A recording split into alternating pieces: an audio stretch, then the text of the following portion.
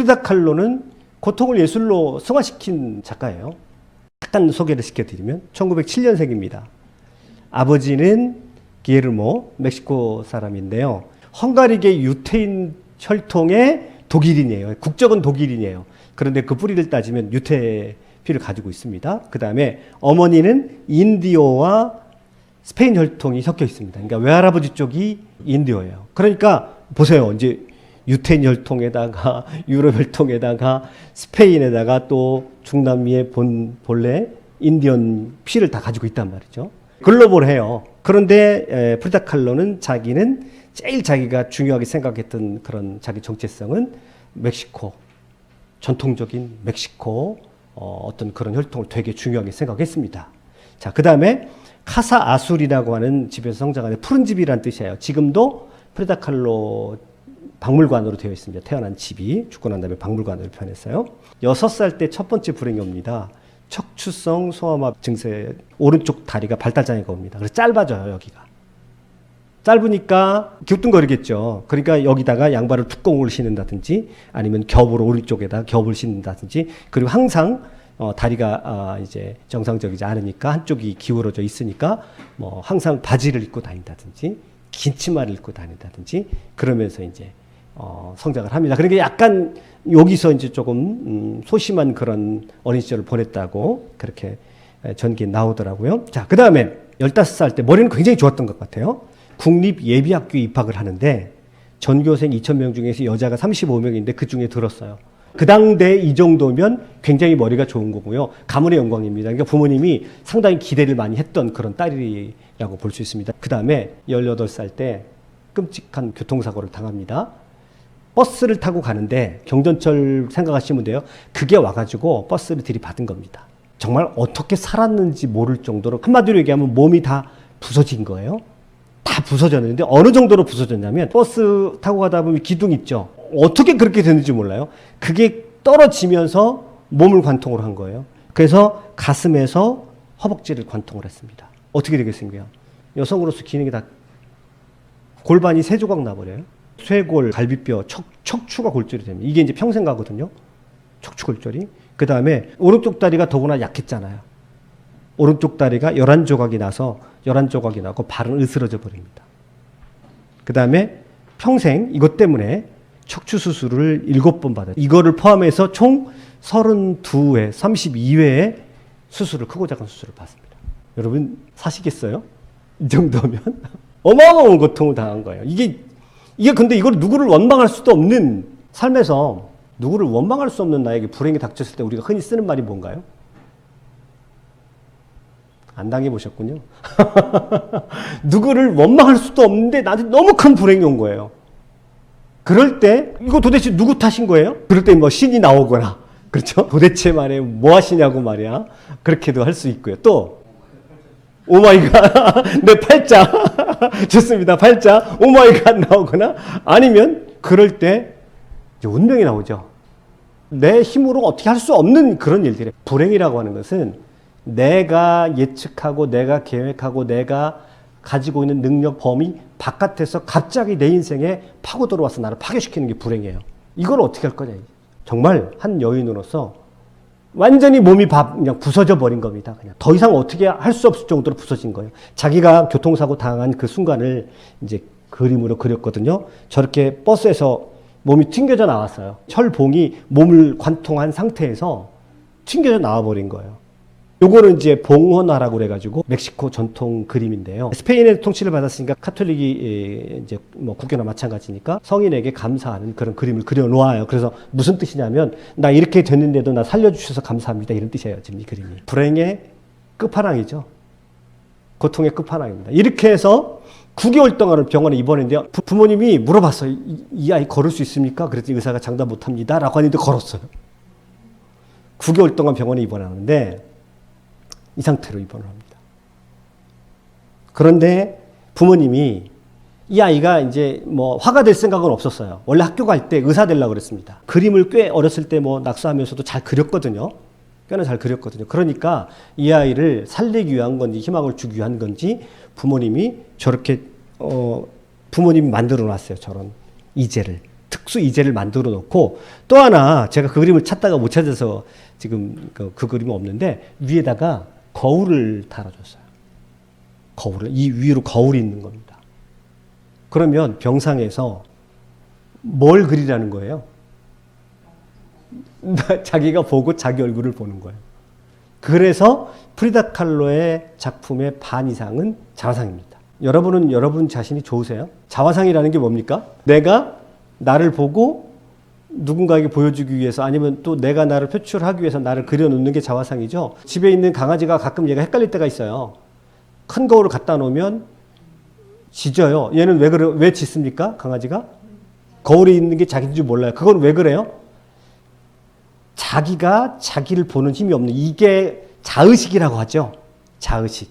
인간의 가장 원초적인 기능이 뭐냐면, 인간이 다른 동물하고 구분되는 점은 뭐냐면, 동물들은 거울을 갖다 놓으면 이게 나인지 몰라요. 근데 똑똑한 앵무새라든지 까치가 의외로 똑똑하더라고요. 또 까마귀 같은 거 똑똑해요. 걔네들은 거울 보면 그게 자기인 줄 알더라고요. 그런데 아주 초보적인 의식이고요. 인간이 인간되는 가장 기본적인 조건은 내가 나를 볼 수 있다는 거예요. 그래서 자화상이 등장하는 겁니다.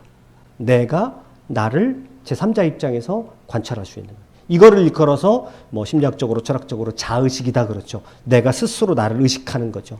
여기에서 인간의 위대한 창조성이 나오는 거고요. 스스로 내가 나를 보기 때문에 그거를 객관화시켜가지고 그림으로 그려내는 거죠. 이게 자화상이죠. 화가들의 자화상을 보면요, 정말 어떨 때는 울컥하는 그런 느낌이 들어요.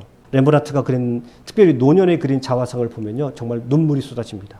그의 삶의 스토리를 보고 한 사람이 자기를 깊이 성찰하면서 그런 성찰함 가운데 자기를 그려냈는데 정말 불행의 끝판왕이었거든요, 렘브란트도. 그 불행의 끝판왕 모든 것을 다 잃었어요. 자식도 잃고 부인도 잃고 재산도 잃고 다 잃은 그 사람이 자화상 속에서 웃고 있어요. 달관의 표정을 지으면서 관객을 바라보면서 웃고 있어요. 그 자화상을 보면요, 울컥합니다. 야, 어떻게 저 상황에서 웃을 수 있지? 이런 거요. 자, 조금 이따 이제 고의 자화상을 보여줄 텐데, 고의 자화상은 느낌이 달라요, 또. 그러니까 자화상마다 사람들이 내가 나를 보는데, 내가 나를 지켜보는데 그 지켜보는 그 느낌들이 다 달라요. 만약에 여러분이 여러분의 자화상을 그리라고 한다면 뭔가 조금 다른 느낌들이 나올 거예요. 한 번씩 그려보세요. 그냥 못 그리는 그림이라도. 느낌이 올 겁니다. 이게 부모님이 잘하신 건지 못하신 건지 모르겠는데 잘했다고 생각이 들어요. 일단 거울을 들여다 놓고 얘가 못 움직이니까 거울을 놓고 너를 보면서 한번 그려봐 라고 한 거예요. 그래서 이때부터 그림을 그리기 시작합니다. 근데 뭐 전문적인 화가가 되려고 하는 게 아니라 이건 일종의 치유죠. 치유로 이제 이렇게 그림을 그리기 시작합니다. 이게 첫 번째 자화상이에요. 잘 그렸죠. 벨벳 드레스를 입은 자화상인데요.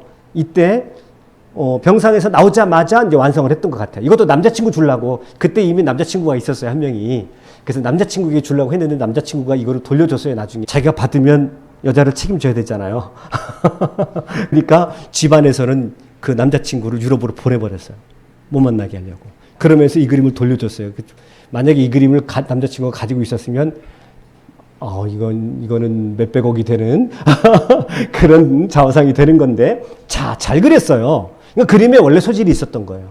비너스의 탄생이라고 그래가지고 르네상스 시대에 보티첼리라고 하는 화가가 그린 그림에 가만히 보세요. 저 가운데가 비너스죠. 근데 비너스를 보면 요 어깨 라인이라든지 이런 라인들이 비너스하고 닮았죠. 아파서 누워 있으면서 이제 고전 미술에 대해서도 많이 공부를 하고 책도 많이 봤다고 그래요.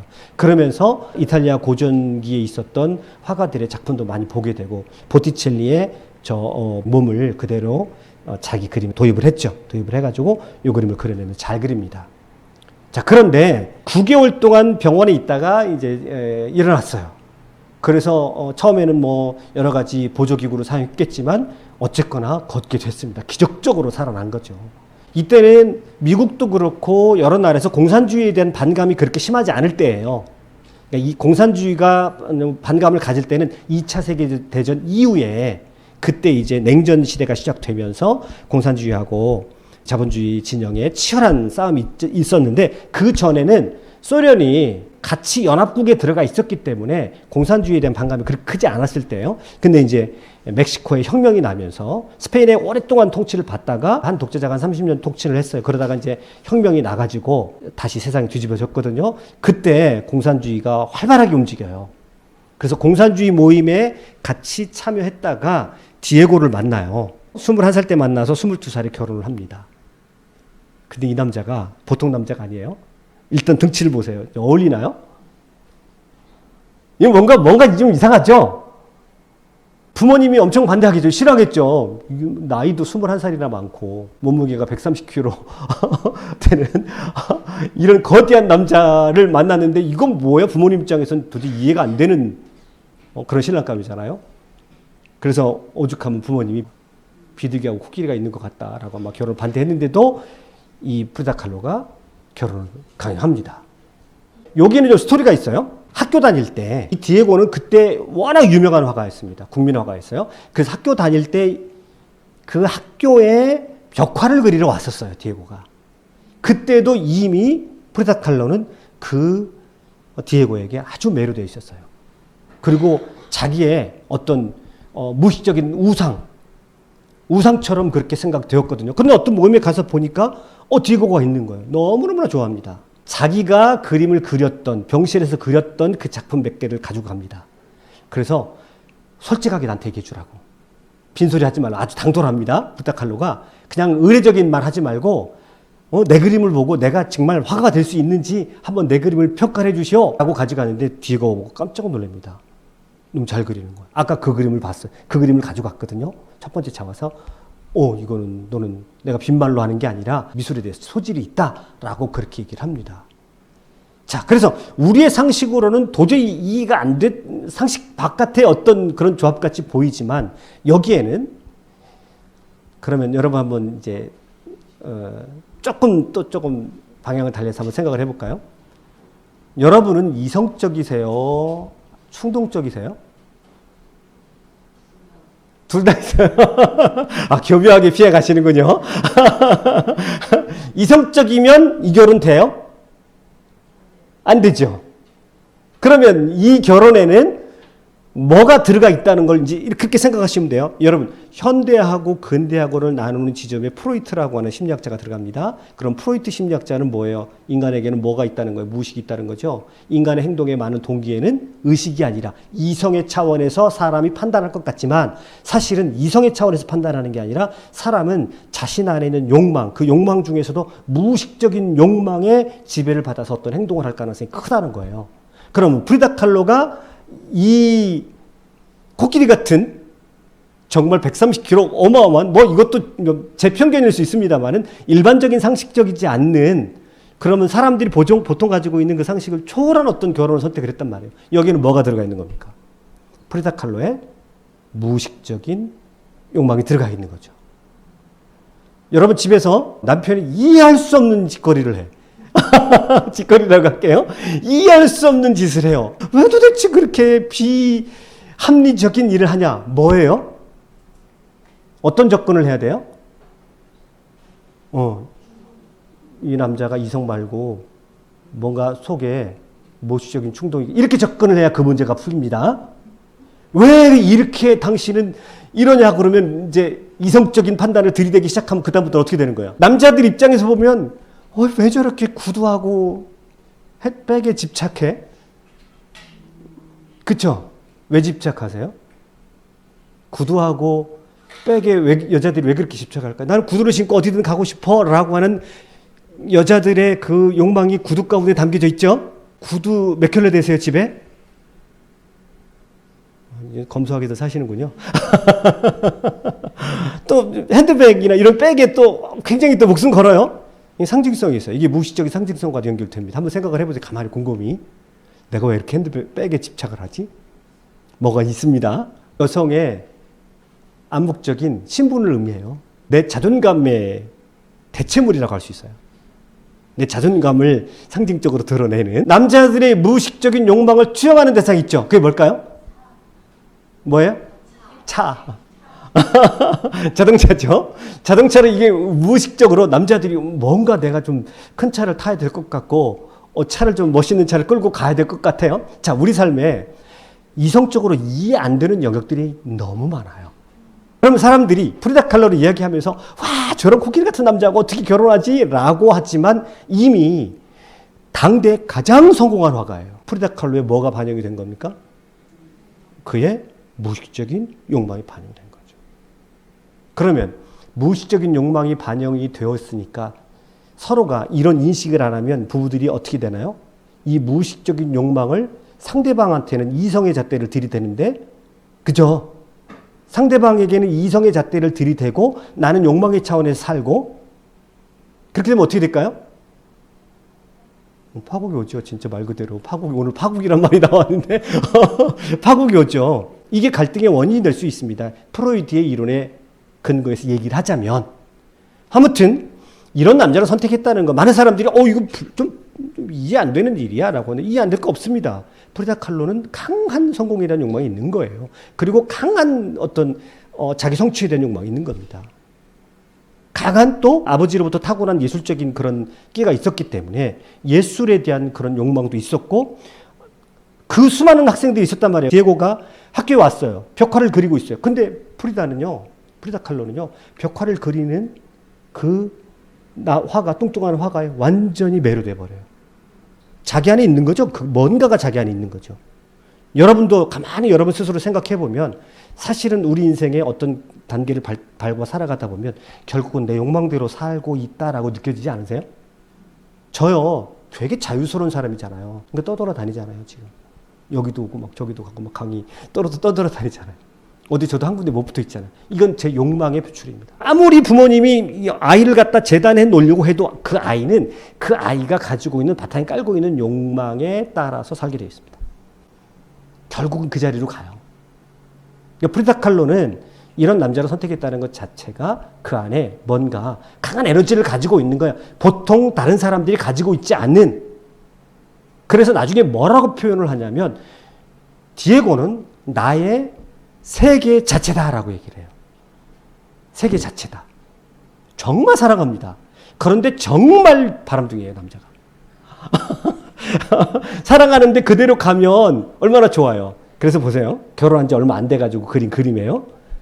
프리다 칼로가 한 얘기입니다. 일생 동안 나는 심각한 사고를 2번 당했다. 하나는 나를 부스러뜨린 전차, 그리고 2번째는 바로 디에고다. 나의 삶을 완전히 부서뜨렸다는 거예요, 이 남자가. 왜요? 정말 타고난 바람둥이입니다. 바람둥이의 공통점이 뭔지 아세요? 친절하다. 또 친절한 거, 말을 잘하죠. 아주 화술이 뛰어난 사람입니다, 리베라가. 마초 기질이 있다 그러죠, 보통. 자, 이때가 몇 번째 결혼인 줄 아세요? 이 디에고는 5번을 결혼을 해요. 프리다 칼로가 3번째예요. 한 번 헤어집니다. 근데 헤어져서 1년도 안 돼가지고 다시 재결합해요. 그러니까 몇 번째예요, 그때가? 4번째죠. 그 다음에 프리다 칼로가 죽은 다음에 그냥 추도사를 막 슬픈 표정을 하고 추도사를 해놓고는 1년도 안 돼가지고 또 결혼해요. 타고난 바람둥이에요, 아주. 천하의 바람둥이. 그러니까 여인으로서 겪는 고통은 이루 말할 수 없는 거죠. 근데 이 말을 보세요. 얼마나 나쁜 남자인가? 자, 보세요. 난 이상하게도 한 여성을 사랑하면 할수록 더 많은 상처를 주고 싶었다. 프리다는 이런 나의 역겨운 성격으로 인한 희생양 중에 가장 대표적인 여인일 뿐이다. 이게 자존심이 엄청 상하는 얘기예요, 지금. 이런 걸 무슨 성향이라고 해야 되나요? 사이코패스 또는 세디즘이라고 해야 되나요? 뭐 정신적이 됐건 성적이 됐건 나를 사랑하는 사람을 가학하는 그런 이상한 성격을, 그리고 자기 자신도 그게 역하대요. 여기까지는 또 좋아. 근데도 받아들일 수 있어. 여기까지 그렇다 칩시다.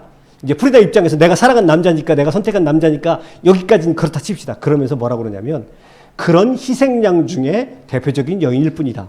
그러면 많은 여인 중에 하나라는 거예요. 대표적인 나쁜 남자죠. 아주 못된 남자의 전형이에요. 그러니까 평생 정신적인 고통을 당합니다. 이렇게 생각하시면 돼요. 없어졌다 생각하면 다른 여자랑 가서 놀아난다고 생각하면 됩니다. 그 정도로 엄청난 바람둥이입니다. 그러니까 당시 멕시코에서 성공한 화가로서 여자들이 당연히 끌었겠죠. 그거를 절제하지 않고 마음껏 누렸는데 이 남자의 입장에서는 프리다 칼로는 그 많은 여자 중에서 특별한 여자가 프리다 칼로였던 거예요.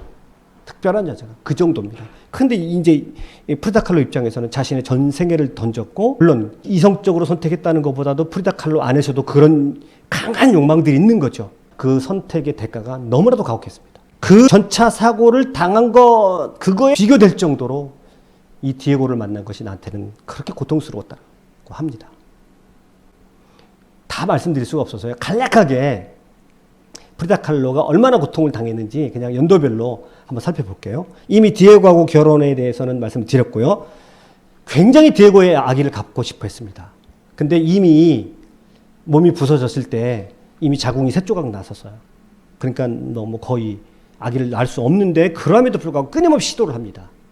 그래서 공식적으로 나타난 것만 3번인데 아마 더 많았을 거예요. 그래서 임신을 했다가 안 되니까 의사가 다 죽습니다. 안 됩니다. 다시 중절 수술하고 2번째 임신하는데 또 유산되고 3번째 임신하는데 유산되고 그러니까 자꾸 여자의 몸이 어떻게 돼요?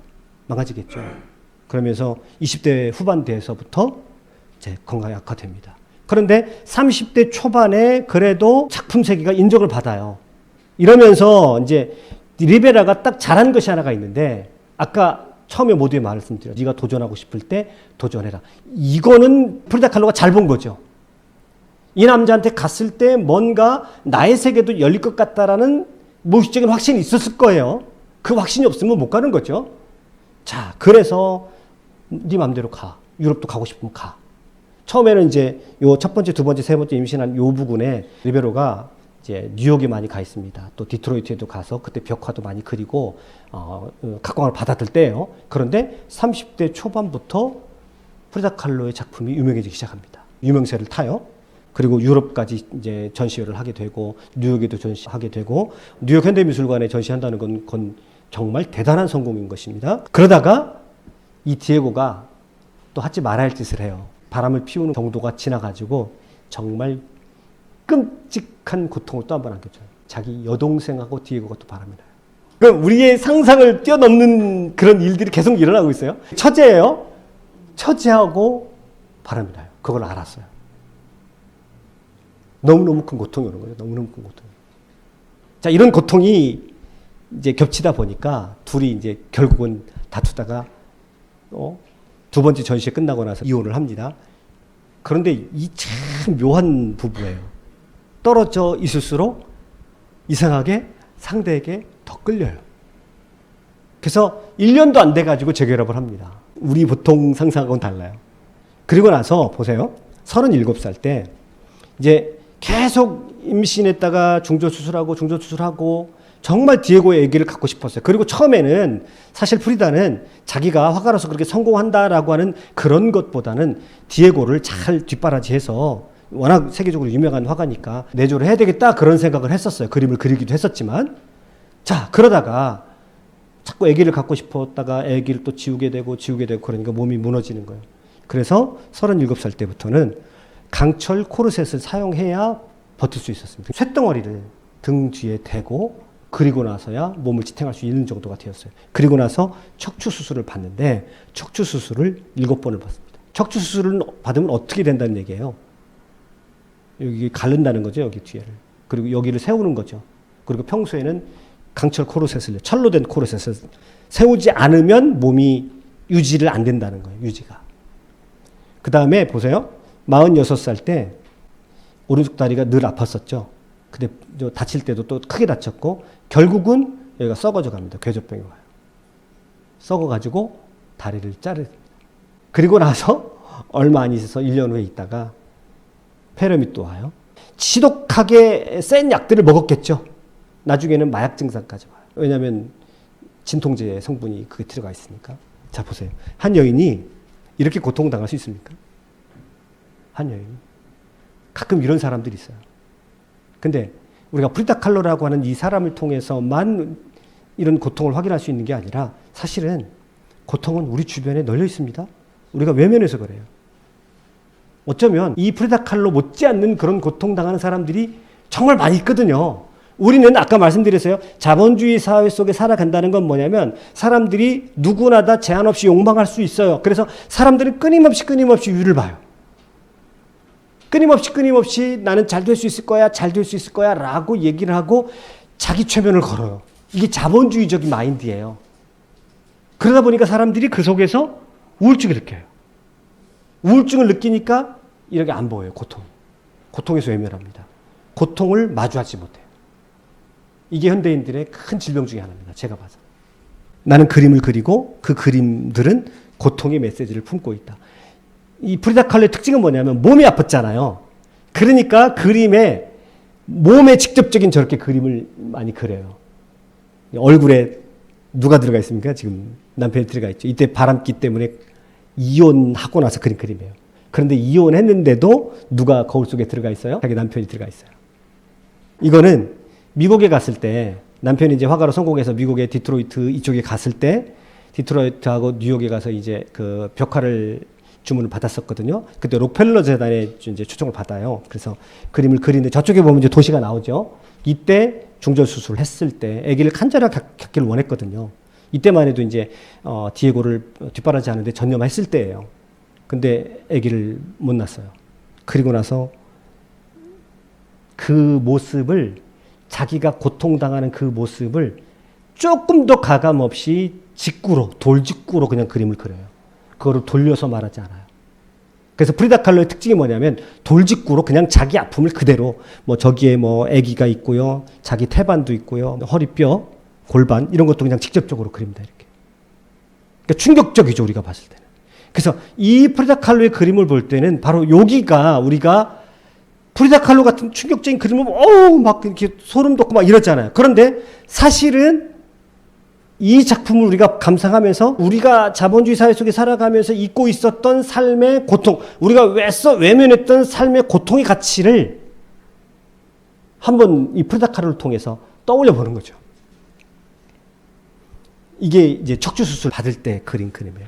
근데 재밌게 비유를 했는데 여기 이 기둥이 있죠. 요게 이제 그 고대 신전의 기둥을 여기다 그려놓은 거예요. 여기 이오니아식 기둥이에요. 여러분 학교 다닐 때 배우셨죠? 이오니아식, 뭐 도리아식, 뭐 코린토식, 고대 그리스의 기둥 양식 배우셨을 거예요. 근데 이오니아식 양식을 기둥을 자기 척추가 지금 무너져서 그거를 세웠다라고 하는 걸 상징적으로 이렇게 그림을 그리고 있습니다.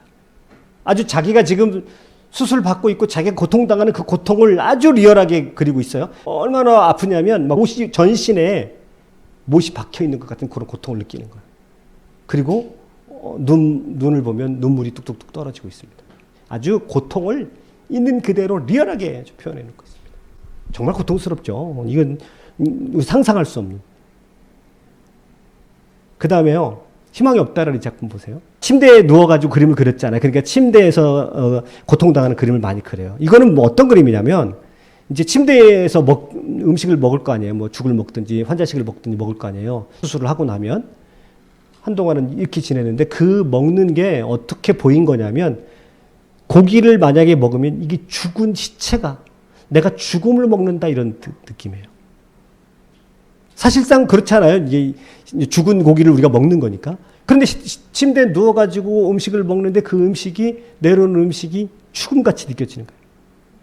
이거 먹으면 내가 살라고 먹는 게 아니라 이건 죽음이다. 나한테 소망이 없다. 처절한 고통이죠. 단지 몇 번 찔렸을 뿐. 이거는 이제 프리다 칼로가 자기 남편을 빗대가지고 조금 했던 것 같아요. 그때 어떤 사건이 있었냐면 끔찍한 살인 사건이 났었는데 살인자가 뭐 같은 방송 인터뷰를 했었던 것 같아요. 왜 죽였냐? 그러면 난 단지 몇 번 찔렀을 뿐인데요. 이렇게 아무렇지도 않게. 완전히 사이코패스죠. 죽여놓고는 난 단지 몇 번 찔렀을 뿐인데요. 라고 태연스럽게 말했던 살인자의 모티브를 그대로 가져가지고 이 그림을 그린 거예요. 사실은 저 남자 누구예요? 디에고죠. 고통스럽다. 정말 처절하게 삶의 고통을 처절하게 얘기를 하고 있어요. 두 명의 프리다인데 아주 프리다의 대표작 중에 하나인데요. 우리는 자의식을 가지고 있다고 그랬죠. 그래서 내가 나를 들여다볼 수 있죠. 소크라테스가 유명한 말을 했습니다. 소크라테스가 한 말이 뭐죠? 근데 그럴 줄 알았어요. 내 자신을 알라. 어디 가서 강의할 때 물어보면요. 다 그렇게 얘기를 해요. 소크라테스가 그렇게 말하지 않았어요. 소크라테스는 뭐라고 했는지 아세요? 내 자신의 무지를 알라. 그러니까 너 자신을 알라라는 것은 델포이 신전에 쓰여져 있던 그 소크라테스 전부터 내려오던 얘기였고요. 소크라테스의 말을 요약을 하면 소크라테스는 너 자신의 무지를 알아. 여기서부터 철학이 시작이 되는 거예요. 서양 철학이 어디서 시작되는 거냐면 네가 네 자신을 들여다보는 거야. 소크라테스가 많은 사람들을 만나봤더니 똑똑하다고 하는 사람들이 자기가 자기를 모르는 거예요. 자기가 자기를 모르는 거예요. 나는 저들보다 분명히 똑똑하지 않은데 내가 저들보다 나은 것이 있다면 나는 적어도 내가 얼마나 무식한지 안다는 거예요. 자기의 무지를 알고 인식하는 것에서 철학이 시작된 거예요. 서양 철학이. 소크라테스가 여기서 나온 겁니다. 이게 자기를 들여다보는 거죠. 여기서 이제 자화상의 구조가 나오는 거예요. 여러분 이제 미술작품을 보실 때 자화상을 볼 때 이 사람이 자기 자신을 어떻게 들여다봤느냐 이거 되게 중요하죠. 그러면 프리다 칼로가 뭐라고 얘기했냐면 나는 내가 자화상을 왜 많이 그렸냐면 비교적 다른 것보다 내 자신에 대해서 내가 잘 아니까 나는 자화상을 많이 그렸다 얘기를 해요. 그러면 내가 나를 봤을 때 아주 소스라치게 싫어하는 사람들이 있어요. 자기 자신을. 어떤 사람일까? 왜 자기 자신을 외면하는 사람들이 있어요. 어떤 사람들이 그럴까요? 자기를 마주하기 싫은 사람. 여러분은 어떠세요? 여러분은 여러분 자신을 잘 마주하세요? 자기가 자기를 마주했을 때 싫은 사람들은 어떻게 표현될까요? 만약에 그런 사람들이 자화상을 그리면 어떻게 표현될까요? 자기가 막 이상해지겠죠, 표현이. 근데 프리다 칼로는 자기가 자기를 봤을 때 자화상을 보는 방법을 제가 여러분에게 가르쳐 드리는 거예요. 자기가 자기를 봤을 때 프리다 칼로는 긍정적으로 생각했던 것 같아요? 부정적으로 생각했던 것 같아요? 이 그림을 보니까. 이게 자기가 두 자기거든요. 어떻게 보입니까? 긍정적인 것 같죠? 그러니까 왜냐하면 둘이 서로 손을 잡고 있고 그리고 둘이 서로 외면하는 게 아니라 방향을 서로를 향하고 있죠. 이 그림을 통해서 뭐를 알 수 있는 거예요? 자존감이 센 여자다. 아시겠죠? 이 그림을 자화상을 볼 때 특징 중에 보는 방법이에요. 근데 프리다 칼로는 처음에 그림 그릴 때부터 자기 얼굴을 봤어요. 자기 얼굴을 보고 그림을 그리기 시작했기 때문에 이 시그니처예요. 이 모습은. 그래서 아기 때든지 어른이 되었든지 늙었든지 항상 이 모습이에요. 그걸 시그니처라고 그러잖아요. 어떤 화가의 시그니처예요. 갈매기 눈썹이죠. 갈매기 눈썹을 그려놓고 미간이 좁아요. 이제 원래도 그래요. 근데 이렇게 해놓으면서 자기 시그니처를 만들어 놓고 그러면서 정면을 항상 바라봐요. 이거는 뭐예요? 당당하다는 거죠. 당당하다는 거고 이렇게 자기가 자기 자신을 두 자화상을 그렸을 때에도 비교적 자기 자신에 대해서는 불화하지 않아요. 그만큼 내적으로 자신감도 있고 내적으로 뭔가 자기 자신에 대한 확신이 있었던 여자예요. 자, 그런데 이 그림은 어떤 그림이냐면 디에고 리베라하고 이혼했을 때 그린 그림이거든요. 이거는 그때 한참 성공을 해가지고 이제 유럽도 가고 뉴욕도 가고 그래서 요거는 서양풍의 옷이죠. 여기는 뭐예요? 멕시코풍의 전통 옷이죠. 그래서 두 명의 프리다인데 과거의 프리다, 현재의 프리다예요. 그런데 여기 보면 지금은 흐려서 잘 안 보이는데 여기가 뭐냐면 남편의 어린 시절 사진이에요. 남편의 어린 시절의 사진이 핏줄로 쭉 감고 가다가 이쪽까지 와 있죠? 이쪽에 와서 뭐 하고 있어요? 가위로 자르고 있어요. 이건 무슨 뜻이에요? 내가 너를 잊으리라. 너는 이제 끝이야. 라고 하는 이제 어떤 자기의 어떤 선언 같은 그림이죠.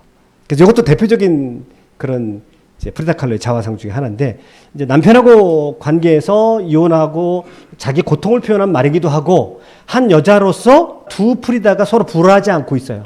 뭔가 내적으로 자기가 확신을 가지고 어떤 일을 한다라고 하는 그런 확신 있는 여성이다라고 하는 그런 것도 의미가 됐죠. 고통스러운 그림들이 너무너무 많아요. 이 그림은 뭐예요? 여기 가시목걸이를 그리스도가 십자가에 가시목걸이를 한 것처럼 가시목걸이를 한 자화상. 여기를 보세요. 얼마나 처절하게 고통을 느꼈는지요. 화살을 맞고 있어요. 그냥 온몸이 화살을 맞고 있는데 아주 고통스럽게 맞고 있고 자기가 피해자다라고 하는 이런 고통의식, 그것을 프리다 칼로는 돌려서 표현하지 않고 아주 다이렉트하게 직접적으로 그냥 있는 그대로 돌직구처럼 표현을 해요. 그래서 아주 리얼하게 아주 그냥 즉각적으로 표현을 해버리는. 그래서 이 사람들로 하여금 사람들의 고통에 좀 다가갈 수 있도록 다가가는 그런 효과를 나타내죠. 우리가 잊고 있었던 모습이에요. 여러분도 사실은 다 이 모습을 가지고 있죠. 다 고통을 가지고 있다고요. 근데 우리가 그 고통을 애써 외면하고 피하고 그거를 직면하지 않기 때문에 여러분, 고통을 직면하지 않으면 이 세상은 어떤 세상이라고요? 유토피아가 아니라 뭐에 가까운 세상이에요? 디스토피아에 가까운 세상이에요. 디스토피아에 가까운 세상이기 때문에 이 세상을 살아갈 때 행복을 생각하고 유토피아적인 마인드를 생각하면 문제가 생겨요. 유토피아적인 마인드를 가지라고 강요하는 체제가 무슨 체제라고요? 자본주의.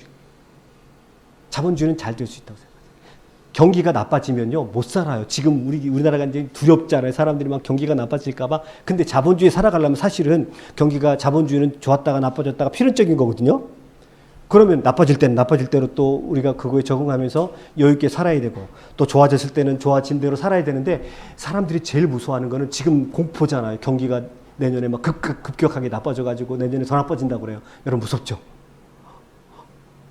그럼 이게 무슨 심리예요? 내년에 경기가 나빠졌어요. 그러면 프리다 칼로식으로 세상을 살아가면 뭐예요? 내년에 경기가 나빠지면 나빠진 대로 직면하고 살아가면 돼요. 그러면 살아갈 수 있어요. 문제 아니에요. 그럼 큰 문제 아니에요. 근데 문제가 뭐예요? 내년에 경기가 나빠진대. 집값 떨어진대. 걱정이죠? 집을 산 지 얼마 안 됐는데 왜 집값이 떨어져? 집값 떨어지면 또 회복되려면 몇 년이 걸린대요? 한 5년이 또 걸린대요. 막 이러니까 경기 나빠지는 것에 사람들이 공포감, 멘붕이 와요. 이게 자본주의가 주는 고통에 익숙하지 않은 사람들의 모습이에요. 그러면 우리는 고통에 익숙하다는 건 뭐예요? 고통을 익숙하다는 건 고통이 좋다는 게 아니에요. 내가 그 고통을 직면하고 그 고통의 상황에서 고통을 이겨나갈 수 있는 나만의 길을 찾고 거기서도 내가 의연할 수 있다는 거예요. 그렇죠? 그러니까 내년에 어떻게 살아야 될지 아시겠죠? 저기 사장님, 손님이 안 와도 사실 수 있겠어요? 손님이 좀 덜 와도 사실 수 있겠죠? 그걸 자본주의는 너무 당연한 거예요. 경기가 좋아졌다 나빠졌다 늘 그래요. 그러니까 그 속에 살아가려면, 근데 자본주의 속에 살아가면 어떻게 뭐예요? 경기가 좋아질 때는 이때는 이때다. 그리고 막 투기하고 막 거기서 얻을 수 있는 건 다 얻고 막 빚내 가지고 쓰고 막 그러잖아요. 경기가 좋으면. 또 경기가 나빠 보세요. 곧 죽을 것 같아요. 왜요? 자본주의에서는 고통에 익숙하지 않아. 고통을 외면하라고 그래요. 그리고 너 성공할 수 있어. 잘 될 수 있어. 너 훌륭하게 될 수 있어. 너 잘 살 수 있어. 부자 되세요. 왜 이런 얘기 듣잖아요. 부자 되면 다 좋죠. 그런데 거기에 우리가 중독되어 있어요. 근데 프리다 칼로가 인간의 삶의 원초적인 것을 보여주는 거예요. 아니다. 그건 가짜고 거짓말이죠. 삶에 고통이 없는 그 삶이 어디 있습니까? 삶에 아픔이 없는 삶이 어디 있습니까? 저렇게 화살 몇 개 맞춰보지 않는 프리다 칼로처럼 저렇게 많이는 안 맞았어도 우리도 따져놓고 보면 할 말 많죠. 여러분도 다 풀어놓고 여러분이 아팠던 그런 기억들 다 더듬어내면요, 만만치 않을 거요. 다 그리고 얘기시켜 놓으면요, 다 자기 아픔이 제일 크대요. 다 자기 아픔이 제일 크대요. 근데 직면을 안 하니까 크게 느껴지는 거예요.